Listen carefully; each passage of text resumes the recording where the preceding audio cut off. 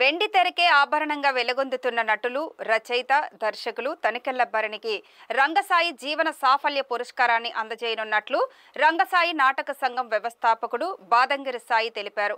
అలాగే ఉభయ తెలుగు రాష్ట్రాలలో గల రంగస్థల ప్రముఖులు మరో 5గురికి రంగసాయి థియేటర్ అవార్డులను కూడా అందజేస్తామని తెలిపారు. విశాఖ ప్రెస్ క్లబ్ లో ఏర్పాటు చేసిన మీడియా సమావేశంలో ఆయన మాట్లాడుతూ, నాటక రంగానికి ఎనలేని సేవలు అందించిన రంగసాయి నాటక సంఘం 14వ వార్షికోత్సవ వేడుకలను ఆగస్టు 1న మద్దెలపాలెం కళాభారతి ఆడిటోరియంలో నిర్వహించనున్నట్లు వెల్లడించారు.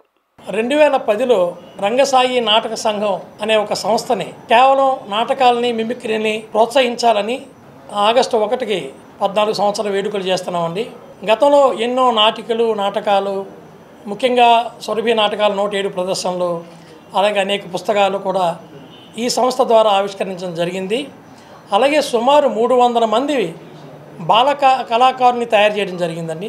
వెండి తెరకే ఒక ఆభరణం అయినటువంటి రంగస్థల నటులు, సినీ నటులు, రచయిత, దర్శకులు మాన్యశ్రీ తనికెళ్ల భరణి గారికి రంగసాయి జీవన సాఫల్య పురస్కారాన్ని ఇవ్వడం జరుగుతుందండి. అలాగే ఉభయ తెలుగు రాష్ట్రాల్లో ఉన్నటువంటి రంగస్థల కళాకారులను ఒక 5గురిని ఎంపిక చేసి వారికి తొలి ప్రయత్నంగా రంగసాయి థియేటర్ అవార్డ్స్ అనేది ఈ 2024 నుంచే ప్రారంభించడం జరుగుతుందండి.